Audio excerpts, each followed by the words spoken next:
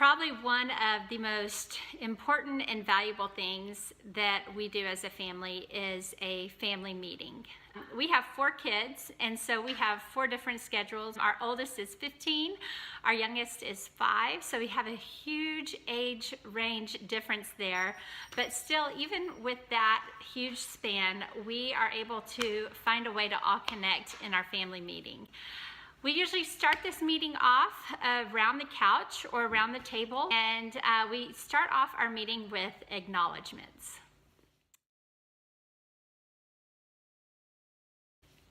Acknowledgments are a time to notice things that others have done in the family that you think deserve kind of an attaboy or a pat on the back. It could be something like, I really like the way you were willing to share the load with your sister and unload the dishwasher for her. Or it could be something like, hey, you worked really hard on that test, and I really want to acknowledge your effort that you put forth in that test. Thank yous. This is different from acknowledgments because it's actually thanking somebody for something that they did for you. We usually always thank whoever made our dinner. That's a very easy one. A lot of times it can be hard to have a heart of thankfulness, especially for teenagers.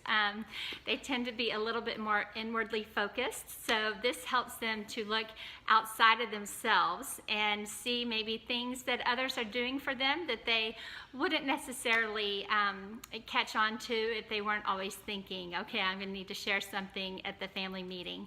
That's another side note for my teenagers. I want to always make sure that they always give at least one acknowledgement and one thank you, just to make sure that they are outward focused.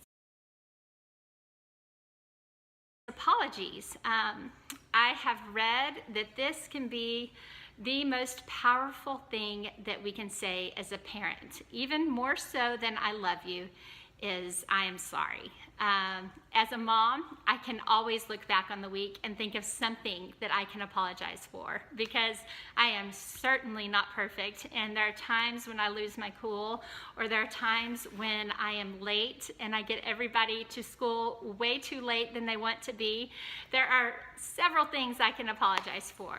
This is very important as a parent because it shows our kids that we are human and that we mess up, but that we own up to our mistakes and that we are willing to apologize. Withholds. This is a huge and important part of the meeting because this gives everybody a chance to share something maybe that they feel like they need an apology for. We oftentimes walk around with things that we wish others would apologize for, but we don't really have a space in our lives where we can say, hey, I kind of feel like you owe me an apology for that. You will be surprised at the things that your kids will come up with. Also, as parents, sometimes we feel like, I kind of feel like I deserve a thank you for driving all around town to get you from one place to the other. I feel like sometimes that's taken for granted, and I just every now and then wish that you guys would say thank you. If you are a praying family, which we are, we do prayer requests.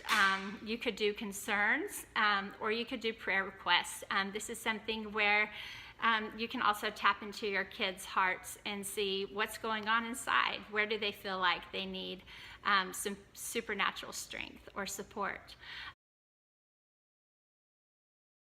And then the very last thing we do is the calendar. We have a family calendar on our phones, and we go through each day, and we kind of get all on the same page.